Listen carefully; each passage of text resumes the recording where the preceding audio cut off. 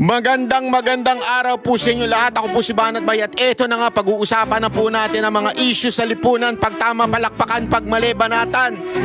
At nako, mainit po ang mga issue ngayon kasi alam naman po natin yung nangyari sa confession ni Senator Amy Marcos. Kung hindi nyo pa po napapanood yung aking reaction doon, naku po! Ang dami nyo nakakaligtaan kung hindi nyo po ito napanood. Panoorin nyo po yung aking reaction po dito kay Senator Amy Marcos. Pero ngayon, sa mga kaganapang nangyayari, matitindi ho talaga. Salagang malulupit po ang mga kaganapan ngayon Kasi alam nyo, ladies and gentlemen pagkatapos po, isipin nyo to pagkatapos na magkaroon ng pagsisiwalat si Senator Amy, yung iba nananawagan ng hair follicle. Hindi ako naniniwala na dyan. Una, bakit kanyo? Number one, kahit manawagan kayo, yung si Marcos talagang makapal na mukha niyan. Sabi ko nga sa inyo, malamang sa malamang, anesthesia ang vitamins niyan. Ibig sabihin, bakit anesthesia? Walang pakiramdam Kapalan na lang ng mukha to Kapatid mo na yung nagsabi sa yung addict ka, tapos ayaw mo pang bumitaw? Kapalan na ng mukha to. Kaya naniniwala ko, hindi yan, kahit sa ilang beses yung panawagan ng hair follicle, hindi na magpapa-hair follicle yan. Pangalawa, hindi na natin kailangan ng hair follicle. Ayan na mo po mismo yung kapatid na nagsasabing, ako, nakita ko, naglilinis ka ako ng mga droga Pagkatapos niyang bumatak, naglilinis nga ako. Yan is enough evidence. Why? Kasi witness siya Yan ay resibo na. Hindi mo na kailangan ng hair follicle para i-confirm. Ito, witness na mismo. At yung witness, hindi yan witness na opposition, hindi yan witness na kalaban sa politika, hindi yan witness na gwardya, o di kaya witness na taong bahay, o yung tawag yung tumutulong sa bahay. Hindi ho. Yung witness ay yung kapatid. Kaya ibig sabihin, confirm. Wag na tayo manawagan ng hair follicle, confirm na po yan. Ito ho'y hindi haka-haka, confirm na po yan. At hindi po ako nagsabi, si Senator Amy. Kapatid mismo. Mula bata, hindi si Auntie Claire.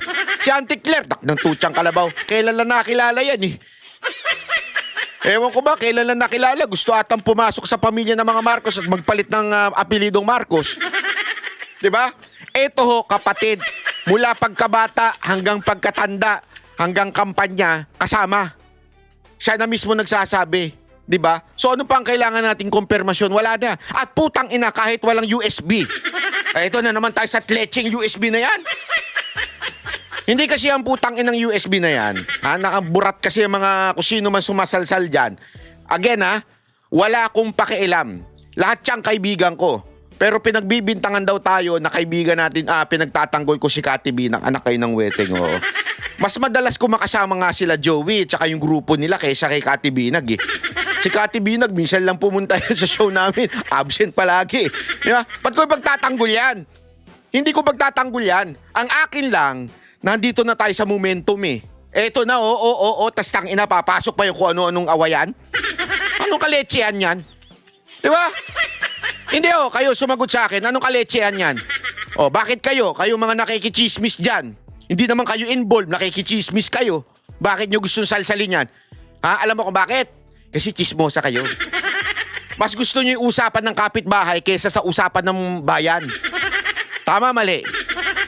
Banat ba? Mas enjoy naman yung kapitbahay namin na may kabit. Kaysa yung bansa natin. Di ba? That's a culture na tayong merong mga Pilipino, mas gusto natin ng chismisan kaysa sa tunay na issue. Di ba? Yang na yan, ano ngayon? Halimbawa lang, hindi ko alam, hindi ko nakikita.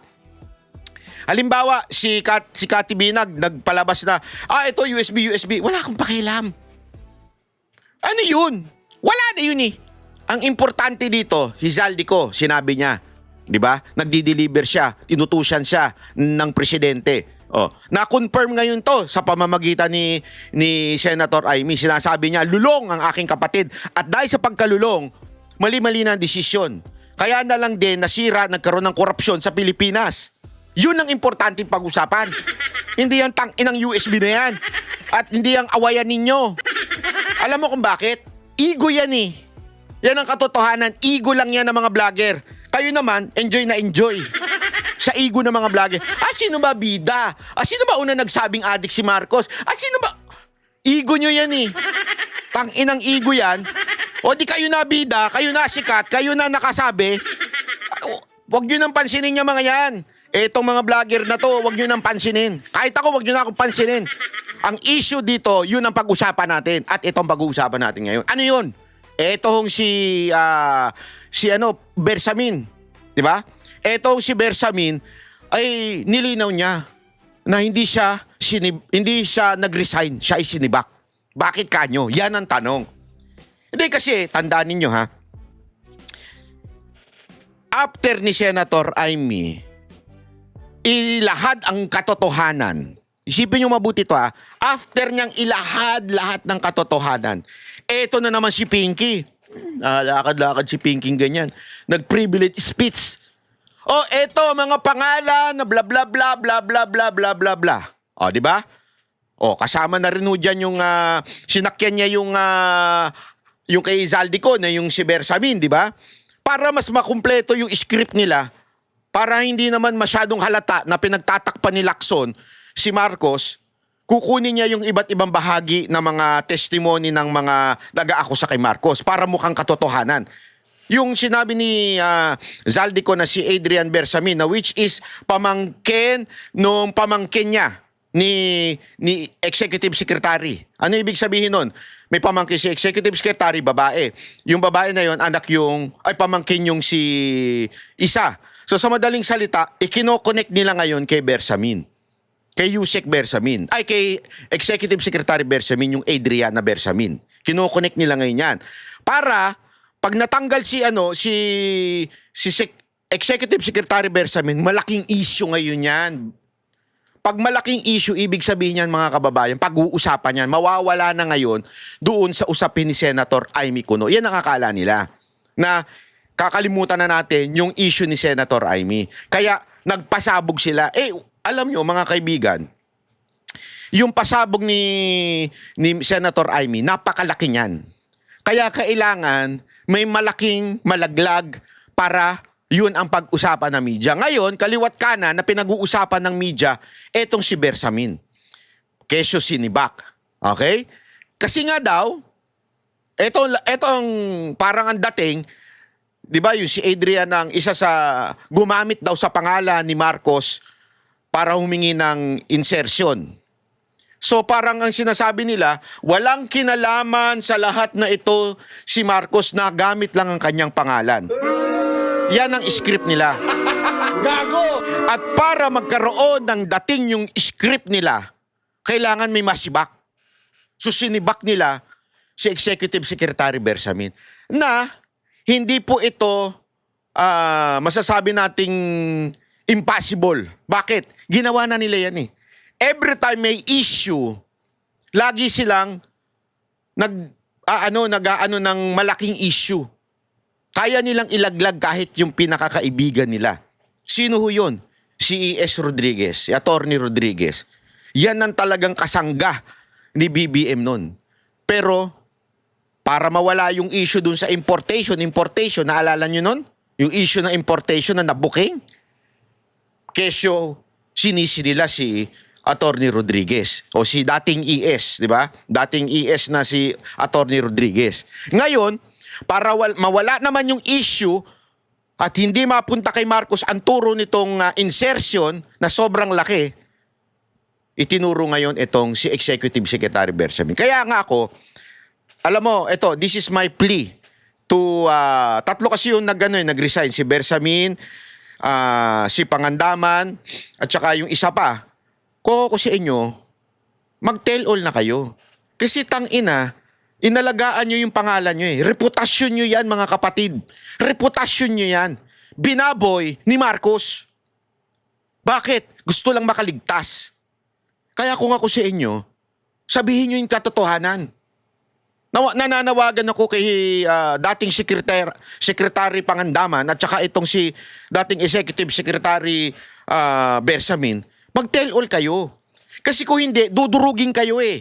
Dudurugin kayo hanggang wala na kayong pangalan na bit-bit na hanggang sa apu-apuhan ninyo, ikahihiya kayo. Gusto nyo yon? Gusto nyo yon? Wag! Bakit? Dihado kayo doon, Barad. Kung ako sa inyo, magsalita na kayo doon. Sa mga issue. Alam nyo yan eh.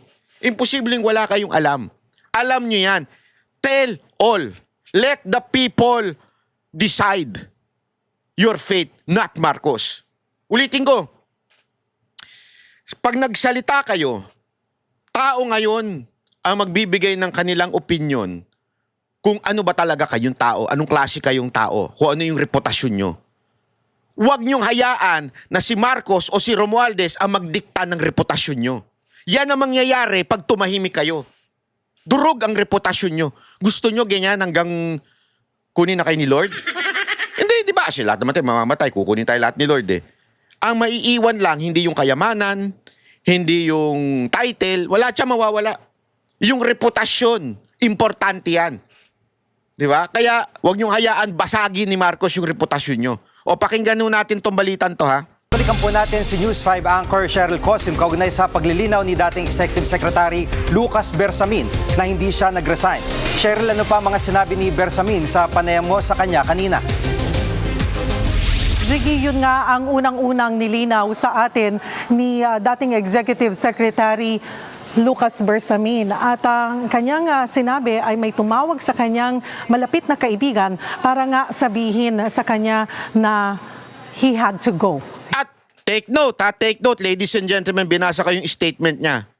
That person, whoever that person is, hindi galing sa Office of the President. Tingnan nyo kung gaano kababoy ang ginawa ni Marcos dito. Even the decency of firing the person, hindi niya kayang gawin.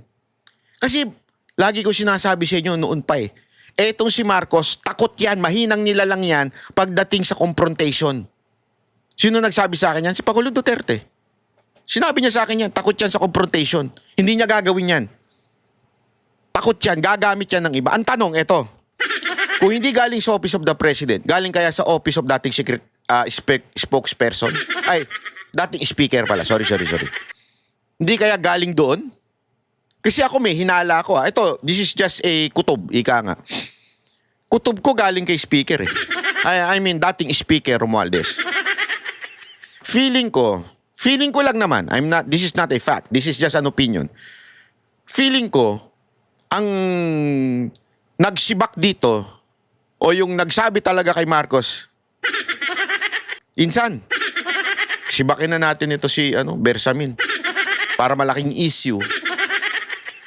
At iipitin tayo nito, unahan na natin. Kasi ngayon, tandaan ninyo parang chess ngayon. Alam niyo yung chess? Hindi yung dito. Iba yun. Bastos ninyo Chess! Yung ganon. Kasi yung ganyan, gayaan, yung laro. Parang chess yan, unahan yan. Diba? Unahan, makain, mamatay yung mga ganon. Tawag doon, yung mga rookie, yung mga kabayo, yung mga bishop. Diba? Unahan yan Unahan makakain. Pagka inunahan na nila ito, kasi tandaan ninyo, nabanggit. Diba? Nabanggit ni Zaldico yung parang kamag-anak nito. So, kailangan na nilang unahan. Double purpose Unahan na nila, bago pa magsalita, dudurugin na nila yung imahe, reputasyon durug na, para pag nagsalita, isa lang ang sasabihin, kasi involved. Kasi sinibak. Ganun yan Pangalawa, sa uunahan, kaya nila gagawin yan para malaki yung issue. Pag malaking issue, tignan nyo, wala na si Senator Amy. Tapos ang packaging pa nila kay Senator Amy, desperado daw. Oo, desperado si Amy Marcos. Desperado siyang maligtas yung kanyang kapatid. Desperado siyang maligtas mula sa droga yung kanyang kapatid. That's desperation, ladies and gentlemen. Totoo yan, desperate siya. Kahit din ako Kung alam ko yung kapatid ko lulong, totoo naman, di ba? Kayo, kapatid ninyo lulong. Iba nga sa inyo, ano gagawin? Honestly, marami akong kakilala at nalaman na kwento na ganun ang ginawa nila nung panahon ng war on drugs ni PRRD. Inunahan nila yung kapatid nila. But not because wala silang pakialam dun sa kapatid nila. Inunahan nila isinuko nila yung kapatid nila, inilantad nila para hindi hindi mapatay o di kaya mamatay sa overdose. It doesn't mean sinisiraan yung kapatid nila. Ano yun, tangina, dinala mo yung kapatid mo. Etong kapatid ko, lulung eh. Sasabihin sa'yo ngayon ng pulis, desperado ka naman. Ulul, hindi ganun yun. Kaya inunahan para mailigtas yung kapatid sa kapahamakan na maaaring matigok dahil sa yung mga drug lords noon, pinapatay na nila yung mga pusher. Pangalawa, para mailigtas sa overdose. Alam nyo ba yung istorya ng isang model? Naku po! Dami ko alam dyan, Brad. Mamaya pag-usapan natin yung model na yan. Ay! Sus! Patay tayo dyan. Banat ba? Yun yung mga words na narinig niya dito sa kanyang malapit na kaibigan. Tinanong pa natin siya kung ano pa yung mga ibang detalye ng napag-usapan nila. Hindi niya na ito ibinahagi sa atin. At hindi raw siya, ang sinasabi niya ay na parang nabunutan pa nga daw siya ng tinik. At ito daw ay prerogative ng presidente na palitan siya.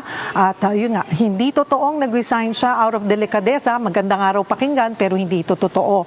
Ang tanging sulat na pinadala niya ay yung sumusunod siya sa prerogative ng Pangulo, walang resignation letter. Yan! Pakinggan natin ang pahayag ni Bersamin. Magandang pakinggan yun pero hindi naman yan ang nangyari.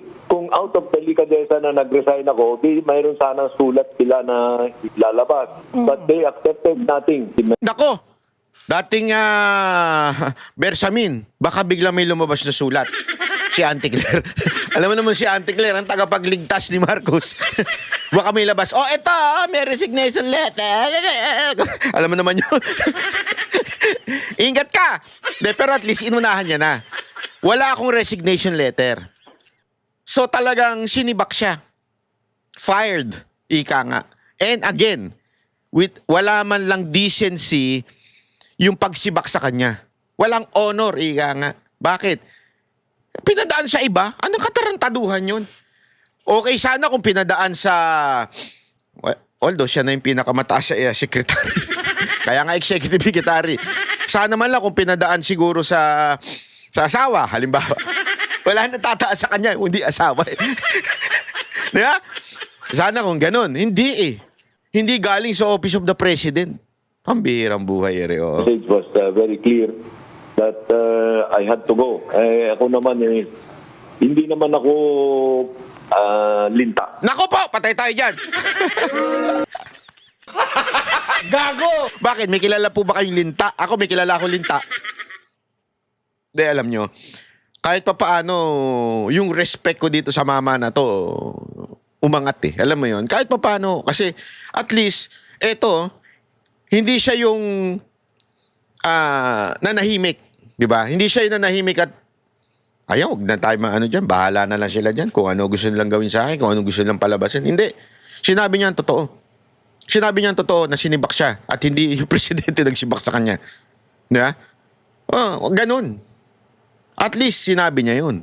At least, hindi siya parang linta. Gago! Ako may kilala akong parang linta. Linta talaga. At yan po ang mananalong 3 GCash, yung makakapagsabi ng tama kung sino yung linta na yun. Yung linta. Sigurado ko, alam nyo na kung sino yung linta na yun. Hindi ko papangalanan, pero yung unang 3 makakasagot nun, ay may GCash na tigpa 500 pesos. Yun! Alam ko, kilala nyo na yun, kung sino yung linta na yun. Ayun ay tagapagtanggol. Hindi pala tagapagtanggol, sorry. Tagapagsinungaling ni Marcos. Alam mo, Jiggy, tinanong din natin si former ES Bersamin kung kailan sila huling nag-usap ng Pangulo or kung nakausap man lang niya ang Pangulo about this. Monday night ay nagkaroon daw sila ng face-to-face na pag-uusap. Around 30 minutes silang nag-usap pero again, hindi rin niya idinitalye kung ano yung kanilang napag-usapan. Jiggy. Itong pinapakita natin na si dating Yusek Adrian Bersamin, na apo ni dating ES Bersamin, ano reaksyon na nakatatandang Bersamin dito sa pagkakadawit ng kanyang apo? Naitanong din natin nga yan, Jiggy, apo sa pamangkin ni dating ES Bersamin si Yusek Adrian Bersamin. Kahapon, sinabi ni Senator Lacson nga na ginamit umano ni Adrian ng pangalan ng Pangulo para magsulong ng budget insertions. Base yan sa sinabi ni dating DPWH Undersecretary Roberto Bernardo kay Senator Lacson sa isang tawag sa telepono. Ito, for context also, si Adrian ang sinasabi ni Zaldico na nakausap niya para kumpirma si PBBM ang nagpapasingit noong 100 billion pesos na budget. Pero sabi rin ni Bernardo, posibleng kasama ni dating DepEd Yusek Trigiv Olivar si Adrian nang tanggapin ang bilyong-bilyong pisong kickback mula sa budget insertions. Pero ang sabi ng dating Executive Secretary, hindi niya naiintindihan bakit nadadamay ang kanyang apo. Narito ang kanyang pahayag. Mahal na mahal ko si Adrian para kong sariling anak na. Apakabait na tao yan. Kaya yung pag-i-implicate sa kanya ng masama, hindi ko gusto yan. Hindi ko sinasang-ayunan yan.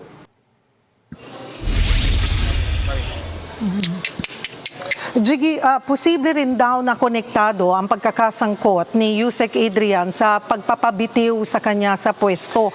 Matagal na rin daw nagkatrabaho sa kanya si Yusek Adrian mula pa noong SC days ni Bersamin. Jiggy.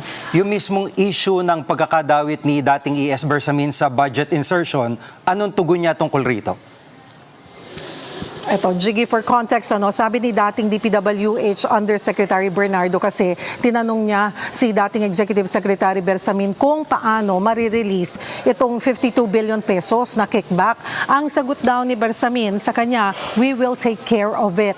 Diretsahang yang itinanggi ni dating ES Bersamin at nagulat daw siya sa aligasyon. Sabi niya, triple hearsay yan. Wala raw siyang alam na iniimbestigahan siya rin ng ICI kung meron lalantad daw siya. Grabe yung mga pangyayari, no? Malupit yung pangyayari, mga kababayan. Ito po ay, sa tingin ko talaga, ito kawawa eh. Sabi ko,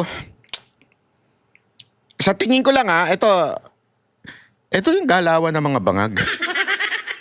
Oo. Bakit galawan ng bangag? Ang galawan ng... meron ba kayong kaibigang bangag? Meron kayong kaibigang lulong? Yung mga may kaibigang lulong, alam niyo yung sinasabi ko. Ang kaibigan yung lulong, TH yan. Di ba? Tamang hinala yan. Hindi lang tamang hinala, mga kababayan. Ang mga lulong po, tamang hinala, wala na sa hulog. Yung basta lang makabanat. Basta lang makadiskarte ng kung ano-ano. Sablay baga iba. Ika nga. Kung ano-ano na lang ang ginagawa. Kasi nga, tamang lulong eh. Lulong talaga eh. Yung nangyari dito kay Bersamin, ito eh. Para bagang diskarte ito ng mga taong bangag. Yung parang, siguro, maganda siguro si Baki natin ito. Para yung bang gano'n na parang hindi nila iniisip, tao rin yan. Hindi nila iniisip na kaibigan nila yan. Hindi nila iniisip na pinagtanggol tayo nito, tinayuan tayo nito. Hindi nila iniisip yung benefit nung reputasyon ng tao na ito ay masisira sa pamilya nila. Hindi nila inisip na malaki natutulong nito kasi ito ay isang pinipitagang dating justice. Di ba? Hindi nila naisip yan. Basta sa kanila, andiyan ba yung natin, yung Coca-Cola natin? Dito. Tanggalin na natin yun. Sige, tanggalin na natin yan. Walang kwenta yan.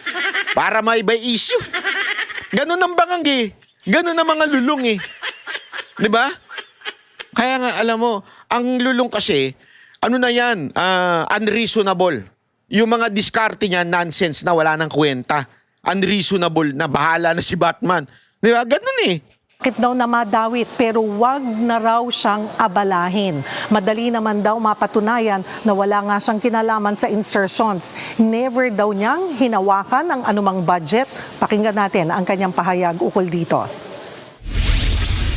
Kahit na sino ang mag-connect sa akin dyan, ay hindi nyo dapat paniwalaan yan. Saka hindi ko kausap yung mga yan na sinasabing kausap ko, like Mr. Bernardo. I will be able to defend myself very easily. Sinaktan na nila ako pero hindi ako yung tao na palahiganti. Respetuhin ko sila.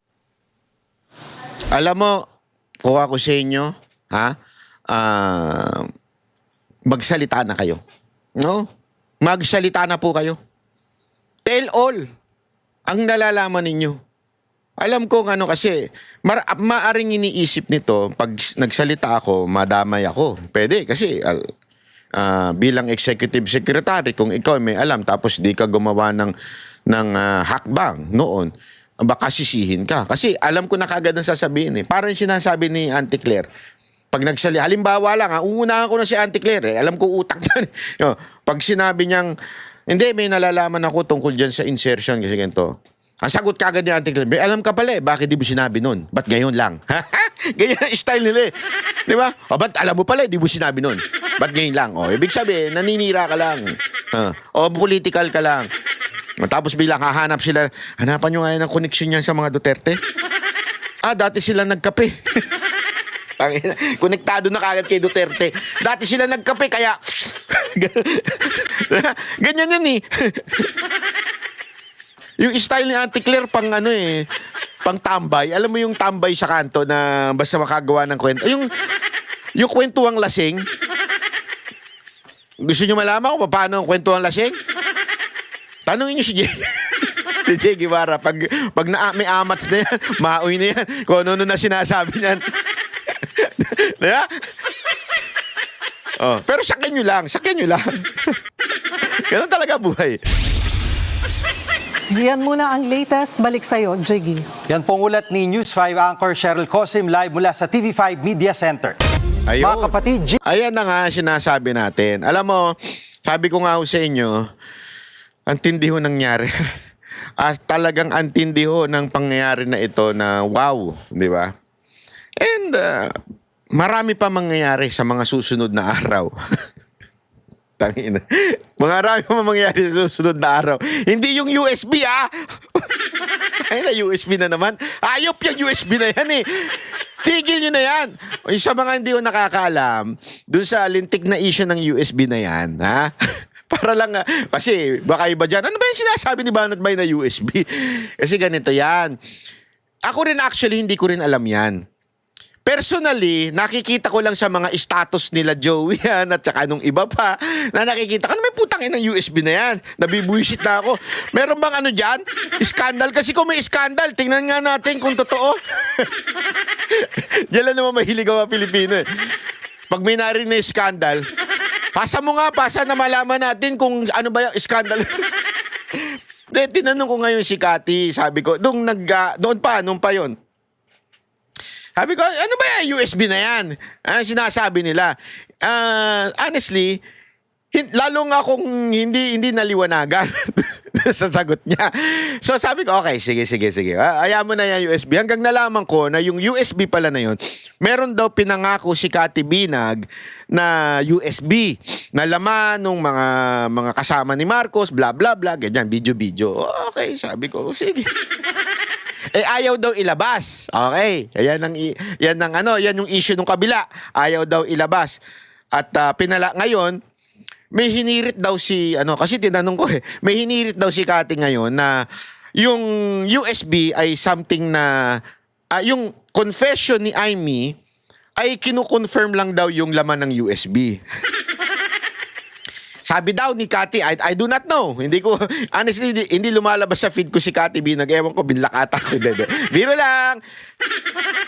So ngayon, itong kabilang kampo naman, sabi niya, ilabas mo na yung USB, ilabas mo na.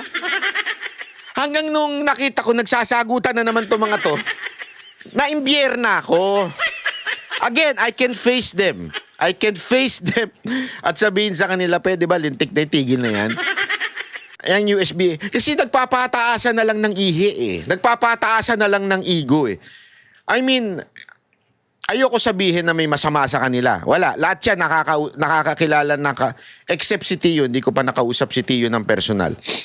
Pero ang akin kasi, I understand where you coming from. Wala akong judgment sa inyo. Wala. Okay? Kasi hindi ko naman kayo personal. Wala naman ako narinig na personal na siniraan nyo ko. So wala akong pakialam dyan. Okay? Ang akin lang, there is a higher issue. And that issue is much, much higher than any issue ng awayan ng mga vlogger. may nag-comment doon sa aking personal account. Sabi, bakit nung panahon ni Maharlika hindi mo pinipigil yung bangayan ni Joey at nila Maharlika o whatsoever? Kasi po, nung time na yun, okay lang, di magbangayan sila. Wala pa yung issue ni Aimee. Yung issue ni Aimee, yung issue ni Zaldico, at yung issue ni Bersamin, isa ang patungo. Ito yung momentum. Di ba? Momentum na ito. Tapos biglang sisingit yung mga maliliit na issue ng awayan ng vlogger. Kaya ako nakapagsalita na kasi alam mo kung bakit? Kita nyo nagte-trending yung aking sa personal account. Bakit? Kasi yun din ang nararamdaman ng karamihan na tunay na DDS. Yun ang nararamdaman. Toxic na. Ako natotoksikan sa awayan ng mga vlogger. Toxic na. Hindi ako natotoksikan dun sa tao, ha? Natotoksikan ako dun sa awayan. Not the person, but the action of ganunan ng ganunan. That's toxic. Kaya tuloy yung mga tao natotoksikan na rin. At basahin nyo yung mga comment dun sa aking personal account sa FB. Makikita ninyo. So umaagree sila sa akin na toxic na talaga yung awayan na yan. Kaya please, stop it. Pag hindi pa kayo tumigil dyan, baka mamaya yung mga Duterte supporter, lumayo na sa inyo. Na ayoko sana. Kasi maganda naman yung pinaglalaban ninyo. Sana lang ho. Kasi baka mamaya, damay-damay na ito. Lahat na lang, putang ina. Ang toxic ng mga Duterte vloggers. At the same time, alam ko iko-content ito ng mga bayarang vlogger ni Marcos na wala ang content kasi bobo nga.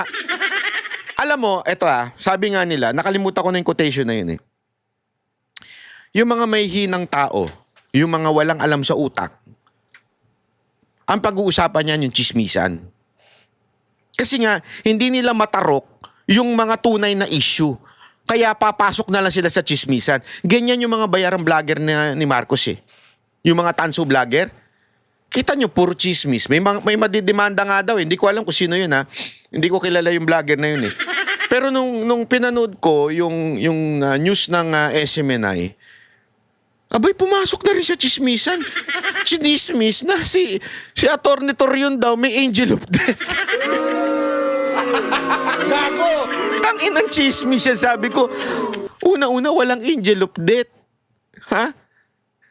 Tapos, pangalawa, si Atty. Torion na napaka-dalubhasa sa batas, napaka-respected na abogado at dekano ng isang university, tapos respetado, tapos papasok sa ganyan para lang makagawa ng chismis kasi nga, bobo yung vlogger.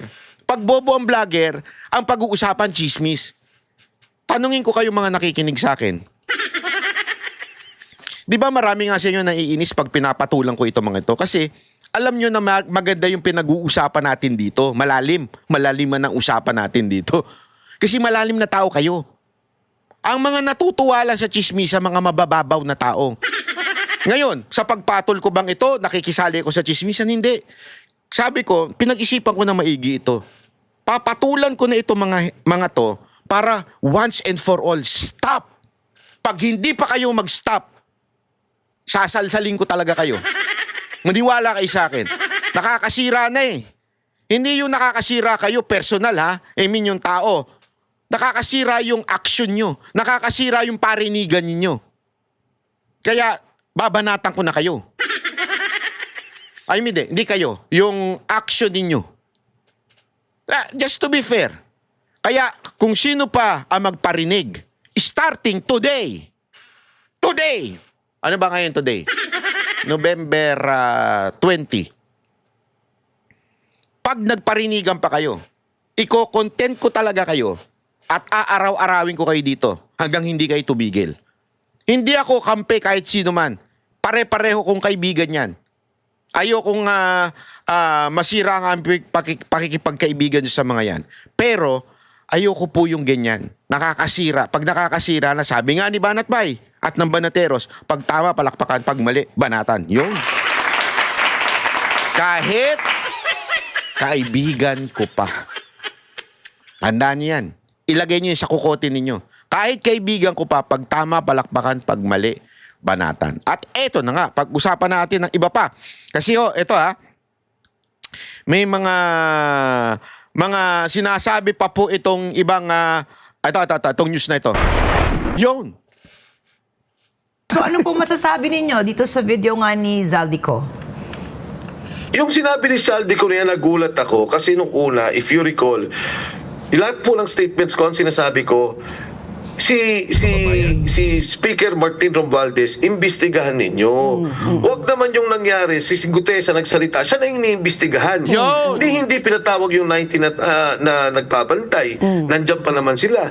Hindi tinawag si Mark Teksay. Hindi tinawag si Paul Estrada. All of a sudden, si Gutesa na yung may problema. Isa nga yung witness At saka sa lahat ng witness, Kasi nga, gusto nila magkaroon ng fear factor. Pag witness ka, huwag ka na magsalita or ikaw ang ikukulong, sisirain ng reputasyon, bababuyin. Yun yung kanilang peg ngayon Pag nagsalita na may alam dito sa flood control project, bababuyin ka. At pag nagturo ka kay Marcos o kay Romualdez, bababuyin ka. Pero kung ang banat mo lang, doon sa mga nasa baba, yan, gagawin kang bayani. Yan ang peg nila ngayon. Yan ang kanilang formula. Pag nasa baba lang ang sisisihin mo at ituturo mo, bayani ka. Pero pag titirahin mo na o ituturo mo na si Marcos o si Romualdez, uusigin ka, bababuin ka, sisirain ang reputasyon mo. Ganyan na nangyari ngayon. and madalas to sinasabi ng lahat ng tao, siya yung least, wala siyang natanggap na pera, hindi siya congressman, hindi siya senador, hindi siya politiko, hindi siya contractor, hindi siya DPWH. Wala nga siyang wala siyang interes. Wala siyang kikitain dito sa kwentuhan na to. Hindi naman siya naiipit Talagang konsensya lang ang nagdala sa kanya na magsalita sa Senado. So, nung nagsabi si Saldico na presidente na involved, doon na ako nagulat. And ako, naniniwala, well, of course, the president has to defend himself, paliwanag niya yan. Pero itong mga nangyayaring to, at yung pag-iipit na ayaw na imbestigan si Martin Romualdez, yung narrative sa Senate, at saka yung nangyayari sa ICI na puro mga maliliit na kontraktor, I'm sorry, hindi maliliit, mga maliliit na empleyado ng DPWH, at saka yung mga kontraktor lang na damay, parang iba naman yan. Hindi na yan ang tamang kwento. So Kong Mike, ito, you mean to say si Gutesa, itong kalat ng pahayag niya, what is he asking for in exchange? At the very least, at least the security of his family. Is that something that you can provide him with? Or he's really out of your hands? Nung lumapit siya sa'yo, he must have also felt something na why he came to you, no? Ano yung, was there a third party? Kilala mo ba siya from before? Sino nag-introduce siya sa iyo? At saka, yun na nga, no? Anong kapalit? Whether monetary or at least his security man lang. Pati yung nagpakilala sa akin yan is a friend from UP. Hindi politiko, walang political involvement, walang alam sa lahat. Sabi lang niya, pakinggan mo to, tingnan mo kung ano. So, nung nagkwento na si Gutesa, and yun, sinabi niya na lahat, nung kwento niya, sabi ko, sandali, mas maganda ikwento mo yan kay Senator Marcoleta. In fairness, walang inihingi si Sergeant Gutesa. Not even security? Not even security. Ang nangyari pa nga dyan, in fact, today, as I'm talking now, na-secure na namin yung pamilya. Kasi nung una, hawak nila si Gutesa. So, ang feeling ko, safe, di ba? Protected nila. Pagkatapos, yung mga kaklase, yung mga kamista, yung mga kamista ni Gutesa, tumutulong naman, nagbabantay sa pamilya ni Gutesa. Ngayon, nung nagsalita na si Saldico na totoo yung sinasabi ni Gutesa, and then una pala yung recantation, yun ang nag-worry na ako. Sabi ko sa pinasabi ko sa pamilya na magtago na sila.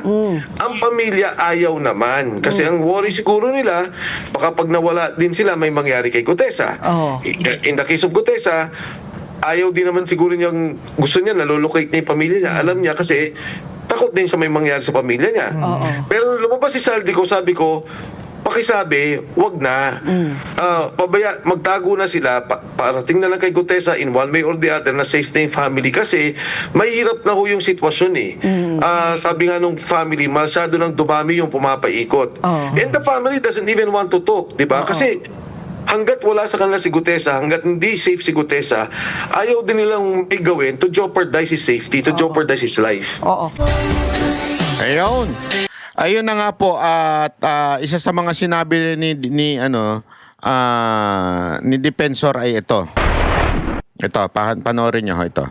So, itinakda po yung aligasyon na mga nilabas ninyo sa kasagsagan po ng flood control scandal.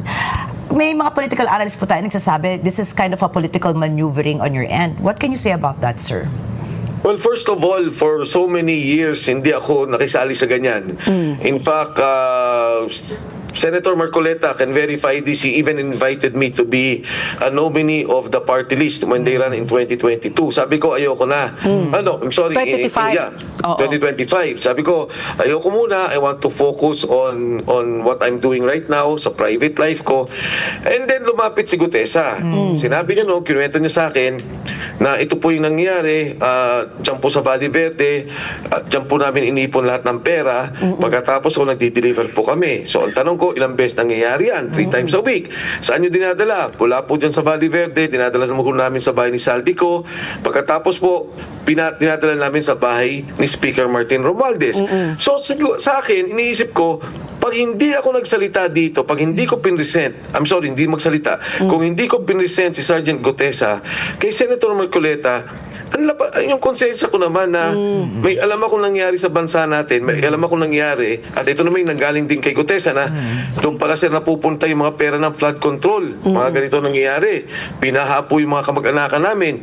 Yung isa po namin kasamang sundalo, yung pamilya niya, wipe out po yung bahay. So, wipe out sa Bicol, taga Bicol daw, sabi niya, dahil nga daw binaha. So sabi niya, so iniisip ko, kailangan nitong marinig ng Blue Ribbon Committee. At that time, si Senator Marcoleta was still the chairman of the Blue Ribbon Committee. So, nung nag-usap sila, actually hindi na siya chairman noon. Kasi Yes. the next day na yon nangyari. It was about, natapos kami ng 6 p.m. nung final na. Tapos, next day, lumabas si Sergeant Gutesa at sinabi niya na yung kwento niya. Marami siyang kwento. Alam mo, marami siyang kwento about, yung binanggit ko na yung iba, yung DOH. May binabanggit pa siya doon sa mga media. Pero sabi ko, Sarge, siguro maganda focus tayo sa flood control. Yan yung issue ngayon, yung delivery ng pera. And yun nga yung pinakita niya doon na ilan yun? 45 na 48 suitcases. 48 suitcases na more or less may 48 million each suitcase. So isang delivery 2.5 billion. At sabi nga niya minsan mas maliliit pero 3 times a week. So ano to? Ano nangyayari sa pondo ng bansa? Saan pupunta yung pera natin? Tsaka bakit ganito? From the appropriations to the speaker. At that time ganun nangyari. Pero itong lumabas si Saldico, sinabi na nagdi-deliver kay President Marcos, sabi ko, grabe na to. Kaya pala the whole time ganito yung nangyari, ang Pangulo involved mismo sa nangyayaring korupsyon, sa nangyayaring nakawan sa gobyerno. So kung Mike, ikaw, nung lumapit sa iyo si Orly Gutesa, you took his word for it. You're very discerning. You're a politician. You know how to read people. What made you believe that he's credible? What proof did he show? Aside from the affidavit, no, na even the affidavit is questionable because nga yung pagnotaryo, no. notarized. So ikaw, ano yung naging basa? Ano yung what led you to believe na credible siya na witness or credible yung kanyang salaysay? Yung kwento doon, in fact, nung nagsalita na siya at sinabi niya na, Bakit po natin ito dinidiscuss para lamang po sa kalaman yung ba't ko pinapaano sa inyo ito. Importante po kasi ito Isa sa mga sinabi ni Zaldico ay yung confirm yung si Gutesa. Okay? Bago pa nila sirain, kasi sinabi rin ito ni Defensor, na magre-recant na si Gutesa dahil nga tinakot daw di umano at kung ano-anong pagbabanta ang ginawa sa kanyang pamilya. So, one of these days, lalabas po yung recantation ni Gutesa. Okay? Linawin natin yan, ha? Number 1, dapat, kung lumabas yan, imbitahan sa Blue Ribbon. Para ni Marcoleta.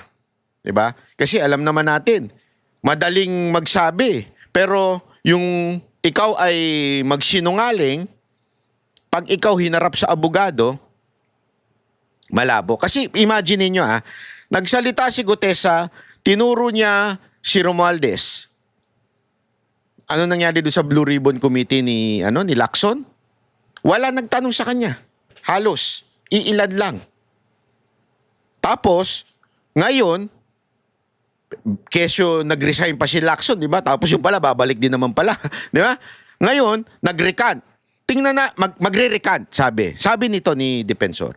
Ngayon aalamin natin, di ba? Pag na-cross-examine na ni Marcoleta sa Blue Ribbon.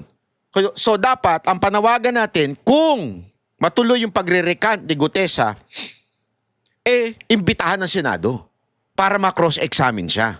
Tama, mali? O, yun. So, importante yan.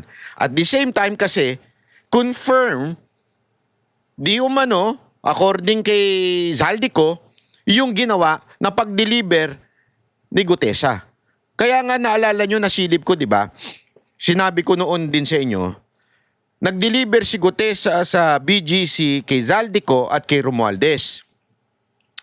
Tapos, may binanggit siya doon na nag-deliver din siya sa may Malacanang, malapit doon. Kasi may mga bahay doon sa paligid ng yung mismo sa kalsada ng Malacanang, may mga bahay doon. Nag-deliver siya doon sa isang bahay doon na para daw kay Romualdez.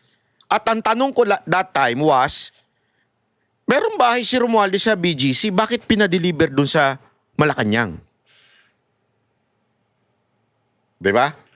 Ano sagot? Yung sagot ni Zaldico na mismong si Marcos tumatanggap. Di ba? Yun po yun konektado. Kasi ang hirap po, nung walang nagko-collaborate ng kanilang kwento. Ngayon, dun pumapasok yung kay Senator Amy. Kasi si Senator Amy naman, pinasok niya na ganyan ang nangyayari, napapabayaan ng nakawa, napapabayaan dahil nga lulong yung kapatid niya. Yun. Gago! Kaya importante na maunawaan natin ito kasi pag hindi natin na maunawaan ito, mawawala tayo sa kwento at guguluhin tayo ni Lacson. Si Lacson po kasi, may bago siyang paandar. Ang paandar niya ngayon, na kesyo daw, ginamit lang yung pangalan ni Marcos. Nung dalawa, may binanggit siyang dalawa. Whoever that person is, wala akong pakialam. Yung dalawang daw yon na ang posisyon lang mababa, hindi nga sekretary, USEC lang. Yun daw ang gumamit ng pangalan ni Marcos para i-deliver yung bilyon-bilyon. Tangina, kung ikaw nga mangungutang ng 1 milyon lang, o kahit nga 100,000, at gamitin yung pangalan mo, oy, sabi ni ganito, ibigay mo daw sa akin yung utang mo na 100,000. 'Di ba? Hindi mo yun. Hindi mo paniniwalaan agad-agad yun. 100,000 pa lang yun. Kung paano kung 1 milyon pa? Paano kung 25 billion pa o 50 billion pa? Tapos maniniwala ka lang ng basta-basta? At, okay, sige. Sabi ba ni Marcos? Sige. Ito pera, 25 billion. Sinong tanga? Alam ko naman, hindi naman siguro ganun katanga si Zaldico para magbigay ng 25 billion na nanggamit lang ng pangalan ni Marcos. Ano yun, tanga ka? At ikaw, mismo, halimbawa laang, papayag ka ba ng ganun? Diba?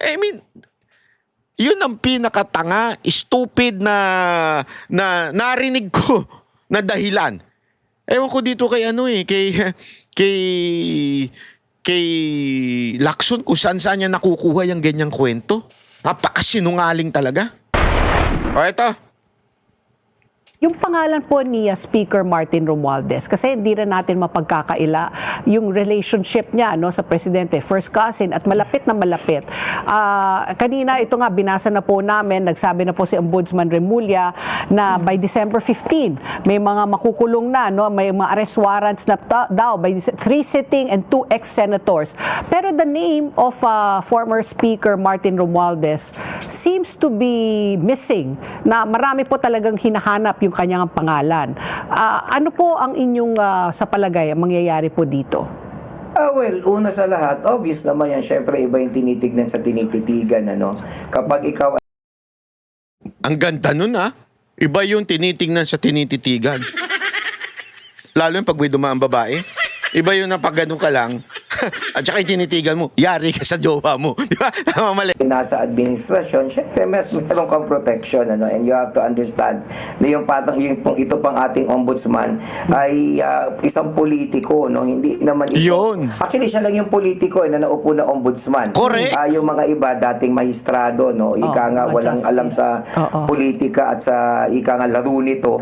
So, syempre, marunong din lumaro itong ating bagong ombudsman. And definitely, those who are still considered na ika nga ay kaalyado ng administrasyon, may protection sila. Yun kasi yung mali dyan, mga kababayan Di ba yung naglagay ng isang public official o ng isang ombudsman na supposedly mag-uusig, di ba, dun sa mga quote-unquote corrupt na opisyal. Abay, ang nilagay, alam naman natin ng karakas na si Remulla. Paano magiging confident ang taong bayan kung ganyan? Kaya isang malaking katarantaduhan po yung paglagay dito kay Remulla sa ombudsman. Kaya tingnan ninyo, yan, iniimbestigahan si Saldico, pero si Romualdez hindi. Ay, nako po. So understandably, hindi niya masyadong iipitin syempre itong si Speaker Romualdez. Pangalawa, and this is something naman na nakakatulong din sa kanya, wala pa rin talagang diretsang ebidensya kasi na magdi-link doon sa Speaker. Meron sana kay Gutesa, but we have yet to see him. Kailangan ika nga di-surface siya. Kailangan magbigay siya ng testimonya uli. Kailangan magpa-interview siya. Kailangan sumailalim siya uli sa proseso. Kailangan magsabit siya ng affidavit para magkaroon ng tinatawag na testimonial support. Other than that, yung sinabi niya sa Senado ay hindi pa ika nga ganap. Yung namang binigay ni Saldi ko naman, as I said, hindi rin naman admissible yun. So napakaraming bagay na nakakatulong din kaya Romualdez, because at the end of the day, hindi naman pwedeng demanda ka dahil sa iniisip lang natin. Dahil parang feeling ko ginagawa niya ito. Imposible naman. We're still evidence-based. Kasi kung hindi tayo evidence-based, di kahit yung inosente pwede nating i-demanda, hindi ba? So siguro, yung unang nakikita ko talaga dito, depende na lamang yan kung magbabago ihip ng hangin. Alam mo naman, merong mga puwersang hindi nakikita sa ganitong klase ng mga usapin. Hindi ba? Ano ba yan? Puwersa ba ng demonyo yan? Totoo naman Gago! May puwersa ng demonyo lalo na pagka lulong ka sa droga. Tangina na makikita mo yung mga demonyo dyan Di ba? Ganun talaga. Kaya nga, antayin natin yung puwersa na yun. Pag yun, puwersa na yun, panahon mo na. Ganun, yari ka. Di ba? Ibig mga ganun. Recently lang, merong kinanana naman ng demonyo. Dahil na-OD. Kahit anong ganda mo dyan, pag ikaw na-OD, wala. Yari ka. Politika ito di syempre, ganun talaga yan. Isipin mo, halimbawa for some reason, ma-impeach si BBM or umalis siya sa pwesto at mapalitan siya ni VP Sara Duterte bilang Pangulo, di panibagong ihip ng hangin na naman yun. Yung mga hindi naiipit ngayon, maiipit naman. So, ganun talaga yung politika. So, it's good for him na kaalyado siya ng administrasyon. Otherwise, di isa na siya sa malamang ay naiipit ngayon. Siyempre, kinokontrol nila ang lahat ng bagay na yaan. Ayun, totoo yan. Siyempre, kinokontrol na nila lahat ng bagay na yan. Ako po, patay tayo dyan. Mabigat yung mga ganyang binitawan nitong tao na ito. Alam nyo, mga kababayan, hindi naman sa pero nangaano na rin talaga tayo. Hindi kasi napaka-obvious po ng mga nangyayari sa ganitong mga panahon eh. Ito na po yung sabi nga nila, 'di ba, na natataranta na ho sila at talaga namang dahil sa taranta nilang 'yan, bakit hindi imbestigahan itong si Romualdez. So, yung mga issue tulad nitong kay Bersamin, kanila hong pinapalakihan, di ba? Na para bagang ang dating, alam mo naman, si Senator Ping Lacson, ang bagong tagapagtanggol ni Marcos, ay talaga namang alatang halata yung kanyang galaw na idinidiin yung mga nasa paligid lang. Paulit-ulit na yun pattern mga nasa paligid lang at ayaw tuntunin yung talagang may sala. Ganito lang kasimple ho yan Hindi ho natin sinasabi na si Zaldico ay siya may sala. Hindi natin sinasabi yan. Hindi rin natin sinasabi na siya ay malinis. Hindi natin sinasabi yan. Ang sinasabi natin, yung paglabas ni Zaldico, abay sana, bago kagad natin sinaraduhan, di ba? Bago natin sinuplak, bago natin sinabing, ganito, inimbestigahan. Iba ho itong si Lacson, may pagkatapos niyang marinig si Zaldico, meron kagad siyang konklusyon. Kaya tuloy nabibintangan ng tagapagtanggol ni Marcos. Sana man lang pinakinggan niya, alamin natin, iimbestigahan natin. Hindi inakusahan kagad na tila nagsisinungaling. Di ba? Yan yung kanya sinabi. At ang matindi pa nito ginawa na nila yan kay Gutesa. Si Gutesa din, ganun din. Nung nagsalita, instead na, sige, iimbestigahan natin yung sinasabi mo kung tama ba o mali. Hindi ganun Ano ginawa? Kesyo yung notaryo, pinalaki. Alam mo naman sa Pilipinas, ang notaryo talagang hindi naman yung abogado humaharap, hindi nga pumipirma yan. Ganyan na sa Pilipinas, tanga ka na lang kung hindi mo alam yan. Totoo, tanga ka kung hindi mo alam yan. Ganun sa Pilipinas. Ano yun, yung abogado nandun? Wala! Pumipirma niya, sekretary na lang nila. Tapos yung tatak na lang, yung seal na lang ng abogado nandun. Di ba? So siniraan na nila si Gutesa. Tapos nung lumabas si Zaldico, kesa na pinakinggan, hindi rin pinakinggan. Kesyo nagtuturo. Hindi, ginamit lang ang pangalan ni Marcos nitong mga Yusek. Yusek gagamit ng pangalan ni Marcos? Kaya nga 'di ba sabi nito ni Lucas Bersamin, si Lolo. Lolo kasi to nung Adrian Bersamin yung anak ko, hindi ganyan 'yan. Ay, anak ko, yung apo ko, hindi ganyan 'yan. At may napakinggan pa akong isang interview ng opisyal ito ng gobyerno. Nakakalimutan ko na yung pangalan na yun At ang sabi niya, tutoy pa daw itong si Adrian. Hindi ganyan yan na magre-represent. Yung hindi ba, bagabat hindi yung maglalakas loob na i-represent si Marcos at sabihin, asa na yung parte ni Marcos dyan. Hindi ugali daw ni Adrian ito. Yun ang kwento ng isang opisyal. Nakalimutan ko na yung dating nagtanong kay Marcos doon sa SMNI. Di ba? Hindi ho Ngayon, opisyal yun Hindi ho yun hindi ho yun oposisyon. Opisyal ngayon yun ng gobyerno. Pero alam niyo ibig ko lang sabihin. Ano ibig ko lamang pong sabihin mga kababayan? Sana. Yun lang Sana. Dalwa ang puso ko. Sana hindi ko naman sinasabing sang-ayunan ninyo si Zaldico. Hindi yan ang sinasabi natin. Ang sinasabi natin, sana inimbestigahan nyo muna yung sinasabi ng tao. Hindi kagad kayo nag-conclude. Akala ko ba kaya nga may hearing para imbestigahan. Tapos nag-conclude kagad kayo. Tama, mali. 'Di ba? Nag-conclude kagad kayo eh.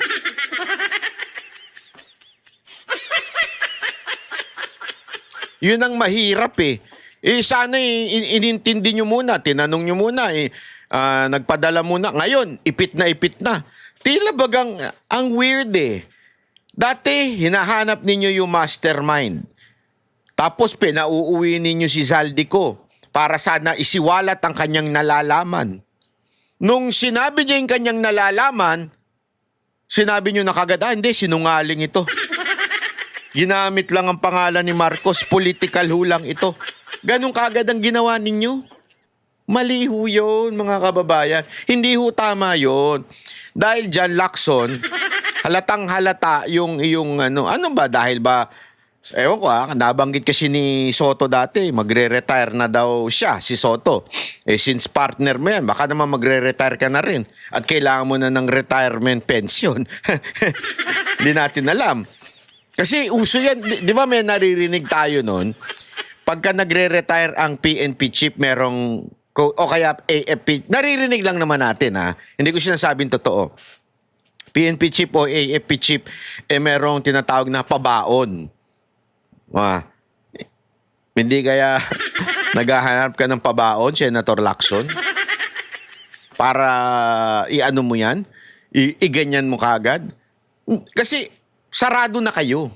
Yun ang problema. Sarado na kayo doon sa issue ng si Marcos ay mastermind. Kung ganun pala, itigil nyo na lang investigasyon. Tigil nyo na yung Blue Ribbon, walang kwenta. Naggagaguhan na lang kayo dyan sa Blue Ribbon. Hindi. Totoo naman, di ba? Naggagaguhan na lang kayo dyan sa Blue Ribbon kung sasabihin ninyo, hindi si Marcos ang mastermind. Wag na tayo mag-imbestiga. Isarado nyo na lang yung mas maganda siguro, isarado nyo na yung Senado. Dahil wala naman kayong kwenta. Gago! Ang ganda nga na sinabi ni Zaldico eh. Honestly, ang ganda nung kanyang sinabi. Ano sabi ni Zaldico? Alam niya na kung ombudsman ang mag-iimbestiga, medyo sablay kasi alam naman natin, si Remulla, sip-sip yan sa mga Marcos. At alam naman natin, ang tindi ng bendalo ni Marcos dyan sa pag-appoint kay Remulla sa ombudsman. So sabi niya, ako may tiwala ako sa Senado. Buti pa siya may tiwala. Kayong mga senador, lalong-lalo ka na Lacson. Unang bitaw pa lang ni Zaldico, wala ka ng tiwala. May pambihirang buhay ere. Tigil na. Tigil na yung Blue Ribbon. Isang moro-moro lang yung Blue Ribbon na yan. Gaguhan yan. Isang malaking katarantaduhan po yung Blue Ribbon na yan. O ito, pakinggan lang natin ito. Sandali. Yung pangalan po ni Speaker Martin Romualdez, kasi hindi na natin mapagkakaila yung relationship niya sa presidente, first cousin at malapit na malapit. Sandali, hindi ata yan ito. Sorry. If you recall, lahat po ng statements ko, ang sinasabi ko, si Speaker Martin Romualdez, imbestigahan ninyo. Huwag naman yung nangyari, si Gutesa nagsalita, siya na yung iniimbestigahan. Hindi pinatawag yung... Ayun na. Basta alam nyo na yung point na yan. Sinabi na kahit po tayo, yan ang ating patuloy na panawagan. Imbestigahan. Alam mo, para talaga tuloy... Alam mo yung sinabi ni Chis Escudero na the name that you cannot mention, patuloy ninyong pinagtatakpan. Di ba sinabi ni Escudero yan, yung si Romualdez, the name that you cannot mention. Nung minention, parang kulto kayo. Alam mo yung kulto? Yung pag binanggit yung pangalan ng kanilang leader, talagang lahat ng paraan para maiiwas nyo dun sa inyong leader, gagawin ninyo. Ganyan ang ginagawa ninyo kay Romualdez. Hindi, sa bagay, kung ang bihira nga naman, kung ang laki nga naman, bilyon yan eh. Di ba? Bilyon eh. Kaya tuloy, alam mo, ang tanong ng taong bayan is ito eh. Senator Lacson. Ito, tanong ng taong bayan to Magkano ba? Hindi, magkano ba ang presyo para depensahan mo si Marcos at si Romualdez? Ako nagtatanong lang. At tanong din ng taong bayan yan. Kasi halatang halata tuloy yung na tila kahit sumusuplak na sa mukha natin yung mga testimony, mga nagtuturo kay Marcos at kay Romualdez, todo ka depense. Tinatanong tuloy ng taong bayan, magkano? May natanggap ka ba? Yun ang tanong. Sagutin mo lang, may natanggap ka ba? Yes or no? Kung meron, magkano? Di ba? Ako, tinatanong ko lang ho ito. Hindi ko po sinasabing meron. Nagtatanong lang tayo, magkano ba Senator Lacson? Baka pwede kong pantayan. Hindi, joke lang po, ha? Di ba? Pambihira, oo. Alam mo, no? Sabi nga nila, may meron lang ako ikikwento. Ito, kwento lang. Kwentuhan lang natin to. Sabi nila, nangyari na yung rally sa EDSA, nangyari na yung sa INC, wala nang pag-asa. Wag ho kayong umasa sa mga pingtae, tsaka yung mga kakampet. Kakampwet. Alam mo yung mga kakampwet? At saka yung mga teroristang NPA. Huwag na kayong umasa doon sa rally nila. Kasi hindi nila pabababain si Marcos. Kasi mas okay sa kanilang lulong na presidente kesa maupo si BP Sara Duterte. Kasi nga, etong mga kakampwet, at etong mga teroristang NPA, sila ho'y mga plastic. Sila ho'y mga hipokrito. Sila po yung mga walang kwentang tao sa lipunan. Yan po yung mga yan.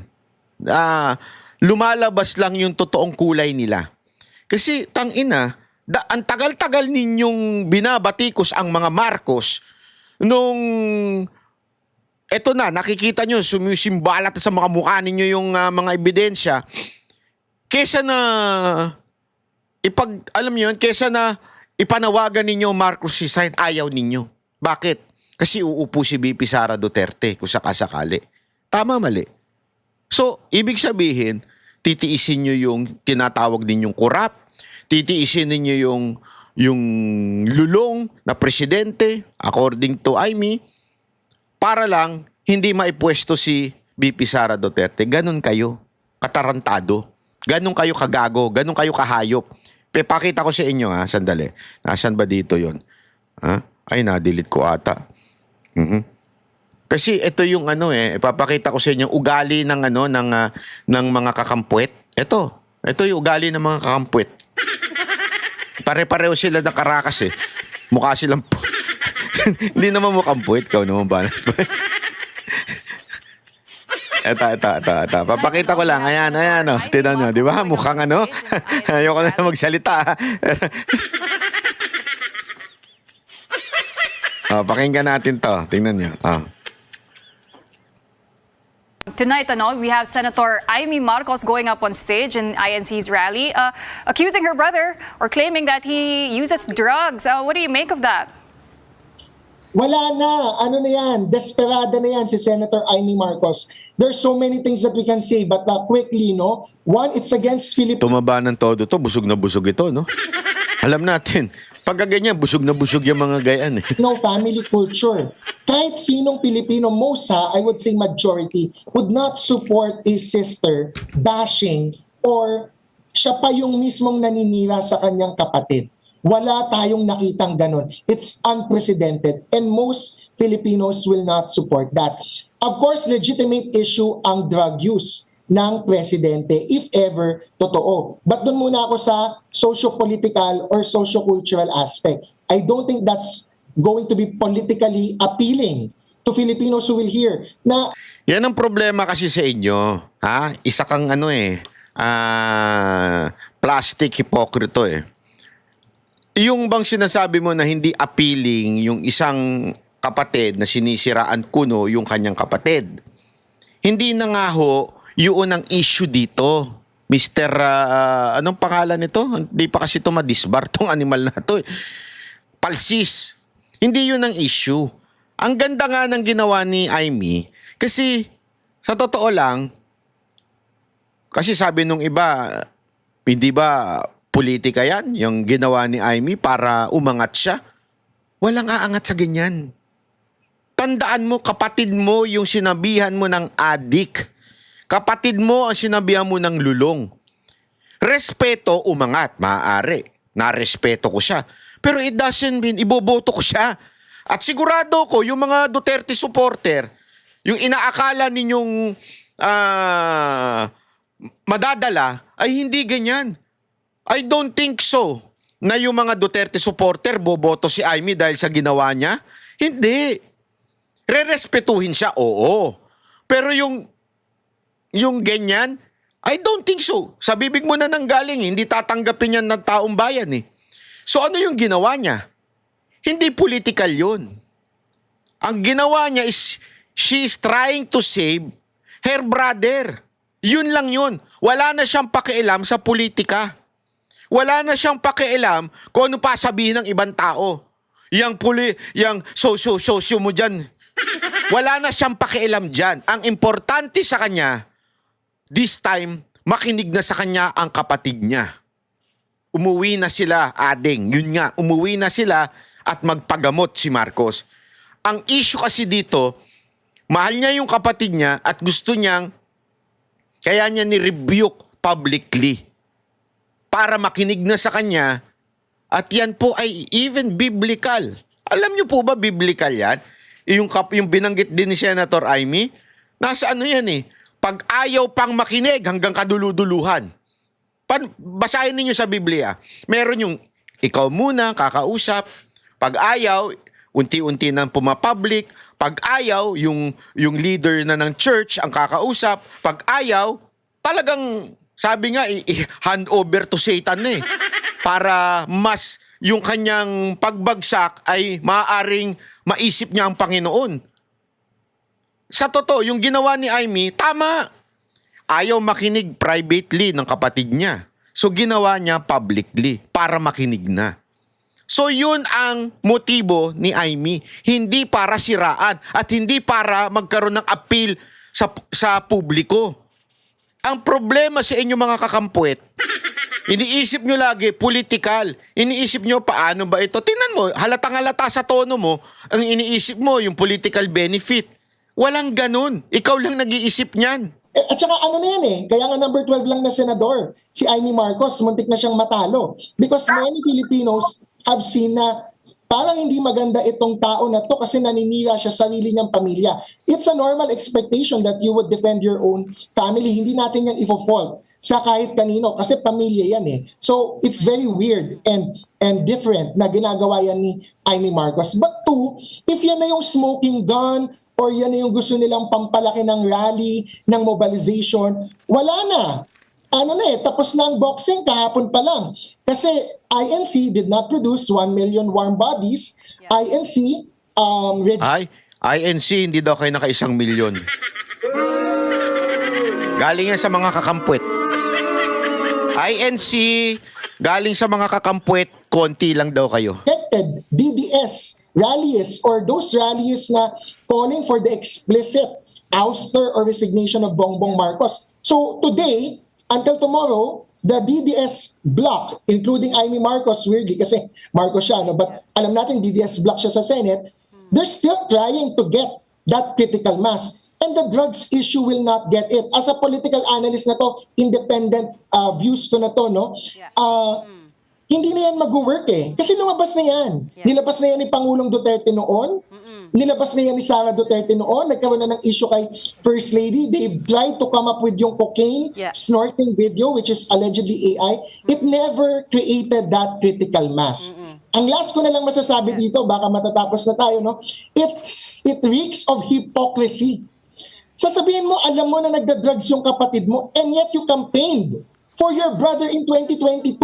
Bakit hindi mo sinusugan si President Duterte na sinabi niya noon na nagda-drugs si BBM? Yan ang kanila, sabi ko sa inyo, yan ang kanilang magiging tono, di ba? Bakit hindi mo sinabi noon? Bakit ganito? Politika eh. Siyempre, ganyan talaga. 'Di ba sabi nga ni Amy, umaasa siya magbabago. Kaya nga gusto niyang tumakbo din dahil Kasi ganun ang bilang kapatid, inasahan mo nung si Lisa Marcos papakasalan, baka magbago, hindi nagbago. O this time, sabi ni Marcos daw, sabi ni BBM, nangako daw siya kay Amy na magbabago na. Kaya pinakilala, kaya kinampanya. Tapos eventually, in the middle of the campaign, initsipwera na kasi nagdodroga na daw uli. So, alam mo yon, detail by detail, sinagot yung katangahan nitong political analyst daw na to. Hindi, sinagot yun eh. Di ba? Ayan na yung sagot niya oh. Kasi nga, akala niya magbabago. At yun ang sinabi sa kanya ni BBM. Nabudol din siya.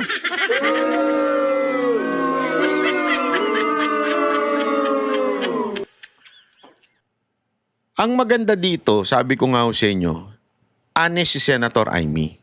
And for me, I respect that. At papalakpakan ko dyan. Oh, yan. Pero, never ho, na parang, dahil dyan, boboto ko na siya in the future. Hindi. Hindi niya na inisip yan. Bakit? Mas lalong hindi siya iboboto ng tao eh. Sa tingin niyo ba sa ginawa ni Amy, boboto siya ng tao? Hindi. So, yung ginawa niya, hindi for political. Yun ay talagang may dahilan. At yan po ay isalba yung kanyang kapatid. Ang hindi ko maintindihan dito sa mga kakampuet, yan ang tono nila noon. Ayaw nila kay Marcos. Ngayon, kamping-kampi sila. No matter what, wag lang maupo si BP Sara Duterte. So, tiisin na lang natin na may lulong tayong presidente ng 2028, okay? Pero huwag kayo mag-alala. Kasi sabi nung iba, ito, diretso na. O, sabi nito, hindi na natin nakuha yung numbers nung panahon ng etong nakaraan sa EDSA at saka yung sa INC, tumigil daw. Okay. Hindi naman yun eh. Tandaan ninyo, hindi, ako kasi naniniwala ako, sabi ko nga sa inyo, di ba, yung 3 araw, it symbolize something. Sabi nga nila, ito, whether you like it or not, pero ako naniniwala ako dito eh. Di ba? Sabi nga is, may spiritual warfare yan. Ano ibig sabihin nun? Basahin nyo, lalo na sa mga nagbabasa ng Biblia. Alam nyo ho yan. There's such thing as spiritual warfare. Minsan na-delay. Naalala nyo yung sa story nung sa Bible na na-delay yung prayer. Pero dapat, sabi nga doon, tuloy-tuloy lang.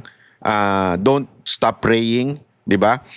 Kasi na-delay lang. Bakit? May mga spiritual warfare na nangyayari. Sa tingin ko may nangyayaring spiritual warfare sa Pilipinas. Ito'y gawa na ho ng demonyo yung nangyayari sa Pilipinas. Ito'y labanan na ho. Kaya nga, patuloy lang natin ipanalangin. And, hindi man makuha ang numero, dahil sa marami ang nababayaran, at the same time, yung mga dapat na inaasahan nating gagalaw ay nabayaran din daw. Ganun talaga eh. Bilyon ng pera eh. Mas naman takin mo, bilyon na bayad sa'yo. Bakit ka nga naman babaligtad? Diba? Bilyon eh. Kaya mo na mag-retire niyan. Hindi ka na magtatrabaho kung may bilyon ka na. Tama, mali. Okay lang yan.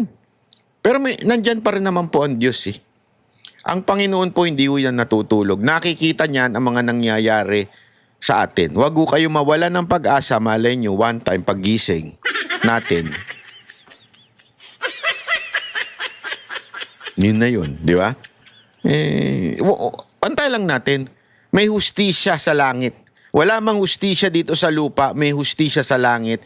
At baka malay nyo nga, one day, alam nyo na, pagising natin, presidente na yung dapat maging presidente, at yung presidente ay kasama na... Sasabihin ko sana kasama na ni Lord, pero feeling ko hindi makakasama ni Lord. Kasama ng demonyo. Pero kaya nga hindi ko sinabi. Hindi ko sinabi yun. Hindi ko sinabi kasi I do not want to judge any person kung saan siya pupunta. Dahil nasa puso na niya yan. Bahala na sila ni Lord mag-usap dyan. Hindi na natin cargo yan. Okay? So, yun lang po. Maraming salamat po. Magkita-kita ulit tayo sa susunod nating video. Bye-bye! Yan ang banateros, boses ng ordinaryo. Ordinaryong Pilipino, panatero sa'y walang